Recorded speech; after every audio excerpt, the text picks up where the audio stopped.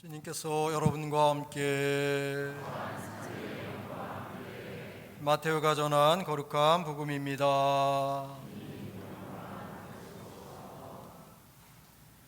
예수 그리스도께서는 이렇게 탄생하셨다. 그분의 어머니 마리아가 요셉과 약혼하였는데 그들이 같이 살기 전에 마리아가 성령으로 말미암아 잉태한 사실이 드러났다. 마리아의 남편 요셉은 의로운 사람이었고 또 마리아의 일을 세상에 드러내고 싶지 않았으므로 남모르게 마리아와 파혼하기로 작정하였다. 요셉이 그렇게 하기로 생각을 굳혔을 때 꿈에 주님의 천사가 나타나 말하였다. 다윗의 자손 요셉아, 두려워하지 말고 마리아를 아내로 맞아들여라. 그 몸에 잉태된 아기는 성령으로 말미암은 것이다. 마리아가 아들을 낳으리니 그 이름을 예수라고 하여라. 그분께서 당신 백성을 죄에서 구원하실 것이다. 주님께서 예언자를 통하여 하신 말씀이 이루어지려고 이 모든 일이 일어났다. 곧 보아라, 동정녀가 잉태하여 아들을 낳으리니 그 이름을 임마누엘이라고 하리라 하신 말씀이다. 임마누엘은 번역하면 하느님께서 우리와 함께 계시다는 뜻이다.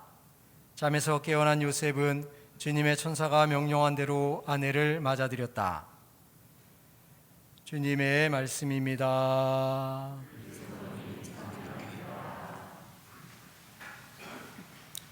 참 예수님, 날씨가 꽤 춥죠? 어떻게 아침에 일어나셨을 때 고민하지 않으셨어요? 성당을 가야 되나 말아야 되나? 그래도 어떻게 선한 영이 이겼나 봐요. 저도 하여튼 아침에 일어나는데 귀찮더라고요. 어제 저녁에 내가 간절히 하느님께 기도했거든요.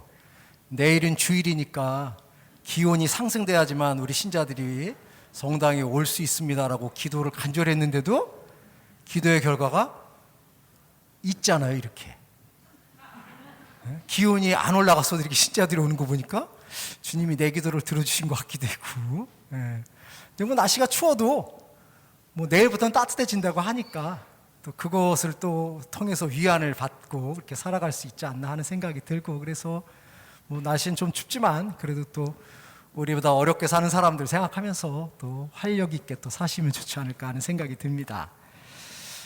얼마 전에 60대 초반에 자매가 저한테 전화를 해가지고 되게 이제 삶이 힘들다는 거예요. 그래서 뭐가 힘드냐고 물어보니까 어머니가 90세 노모가 돌아가신 지 한 3달 정도 됐는데 아직도 어머니에 대한 그리움이 있어서 되게 이렇게 고통스럽다고 하더라고요. 그래서 저는 속으로 어찌 보면 잘 된 거 아니야?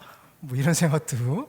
왜냐하면 사실 뭐 90대 노모였기 때문에 뭐 경제적인 도움을 줄 수 없는 그런 상황이니까 오히려 좀 자유로워지고 편안해지지 않았을까 이렇게 생각을 했는데, 그 60대 그 자매 입장에서는 어머니가 없어진 그 빈 공간이 굉장히 크고 허전하고, 그리고 또 집에 들어갈 때마다 그 아무도 없다는 것이 굉장히 큰 두려움으로 자신에게 다가온다고 하더라고요. 그래서 비록 어머니가 함께 살면서 자기에게 무슨 도움을 준 것은 별로 없지만 어쨌든 희노애락을 함께 하면서 든든한 위로처였고, 또 자기가 밖에서 힘들고 어려웠던 것이 있으면 어머니와 함께 대화를 나누면서 그것을 풀고 함으로 인해서 삶의 어떤 에너지가 활력이 됐었는데, 그것이 사라짐으로 인해서 굉장히 어렵다고 이야기를 하더라고요. 물론 이제 실제로 이제 상황이 그렇지만 또 우리 신앙인들에게 있어서는 죽음이 아니라 또 하늘나라에서 새로운 생명이 탄생된 것이고, 또 어머니가 하늘에서 자기를 위해서 기도하고 있다라는 것을 또 믿으면 또 하루하루를 또 열심히 살아갈 수 있는 에너지가 형성되는 것이 아닌가 하는 생각을 하게 됩니다. 그래서 우리에게 물질적인 도움을 주는 존재가 없다 하더라도 우리와 함께 살아가고 우리들에게 힘과 용기를 주는 그분이 있다는 것은 우리들에게 큰 위로와 희망이 되는 것이 아닌가 하는 생각을 하게 되지요. 오늘 복음에는 예수님 탄생에 대한 이야기가 소개되고 있습니다. 예수님의 아버지신 요셉은 결혼하기 전에 마리아가 잉태된 임신을 하고 있다는 사실을 인지하고 그래서 파혼을 하기로 마음을 먹었는데, 꿈에 천사가 나타나서 그 아기는 성령에 의해서 잉태된 것이니까 함께 살아라 라는 이야기를 듣고 함께 결혼을 해서 살아가게 되는 내용이 오늘 복음에 나오고 있습니다. 그래서 우리는 예수님의 탄생을 고대하고 있습니다. 그런데 실제로 우리는 대림 시기를 보내면서 예수님의 탄생을 고대하고 있는데 어떤 의미에서 예수님의 탄생을 학수고대하고 있을까? 내가 세상 삶이 어렵고 힘들고 답답하니까 예수님께서 탄생하셔서 나의 그 모든 어려움을 전부 제거해 주시고 없애주실 것이라는 기대감으로 예수님의 탄생을 기대하고 있는지, 아니면 예수님이 정말 하느님의 아들로서의 소명을 완수하기 위해서 오시는 것을 기다리고 있는지, 우리가 기다린다는 것의 의미는 여러 가지가 있지만 진정 예수님 탄생의 의미가 나에게 어떤 것을 제공하는가에 대한 명확한 인식이 필요하지 않나 하는 생각을 합니다. 오늘 복음에서도 예수님은 이 세상에 태어나시는데 임마누엘로서 태어나신다고 천사는 이야기하고 있습니다. 임마누엘은 번역을 하면 하느님께서 우리와 함께 계시다라는 의미가 담겨져 있습니다. 어찌 보면 하느님께서 우리와 함께 계시다는 의미는 그분이 함께 계심으로 인해서 우리들의 모든 어려움과 역경을 헤쳐나갈 수 있도록 당신의 은총을 부어주신다는 의미도 있을 수 있고, 또 한편으로는 그분께서 모든 것을 해결해 주시는 의미가 담겨져 있을 수도 있겠죠.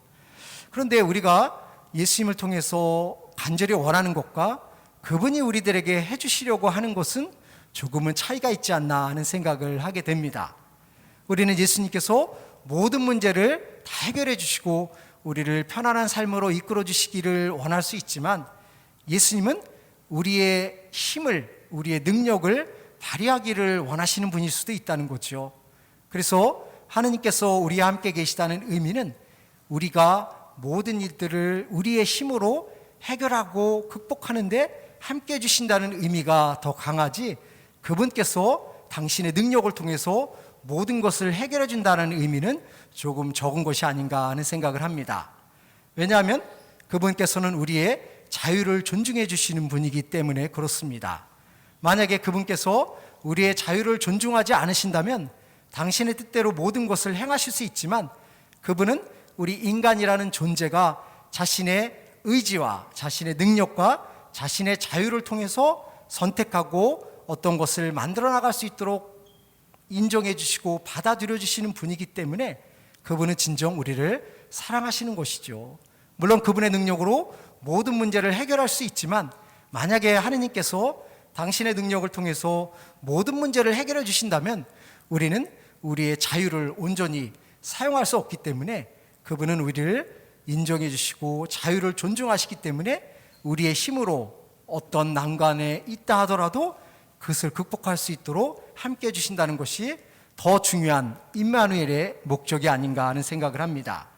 그래서 이제 곧 탄생하실 그분께서는 우리의 모든 희노애락에 함께 하시면서 우리가 좌절하지 않고 용기를 낼 수 있도록 함께 해주시고 힘을 낼 수 있도록 격려해 주시고 모든 어려움들을 극복할 수 있도록 옆에서 도와주신다는 사실을 믿을 때 우리는 예수님을 통해서 희망과 용기를 얻는 것이 아닌가 하는 생각을 합니다. 그만큼 예수님은 우리를 사랑하시고 존중하시기 때문에 우리의 자유를 인정해 주시고, 그래서 우리가 참다운 인간으로서 자신의 능력과 힘을 발휘해서 아름다운 인생을 만들 수 있도록 도와주신다는 것을 생각할 때 그분의 탄생이 얼마나 우리들에게 중요한가 하는 것을 생각하게 됩니다. 그분이 오심으로 인해서 우리는 좌절에서 희망을 갖게 되고 어려움에서 용기를 가질 수 있다는 것이 인간의 완성을 지향할 수 있고, 그 완성의 지향을 통해서 예수님을 닮은 존재로 태어날 수 있다는 것이 얼마나 큰 축복이고 위로고 용기를 주는 내용인가 하는 것을 생각하게 됩니다. 이제 다음 주에는 예수님께서 어린아기의 모습으로 탄생하셔서 늘 우리와 함께 머무시기 위해서 다가오십니다. 그래서 그분의 탄생을 맞이하면서 그분을 통해서 우리도 그분의 힘을 얻고 그분과 함께 살아가는 아름다운 인생을 꿈꿀 수 있으면 좋겠습니다. 잠시 눈을 감고 우리는 어떤 마음으로 그분의 탄생을 기다리고 있는가 생각해 보겠습니다.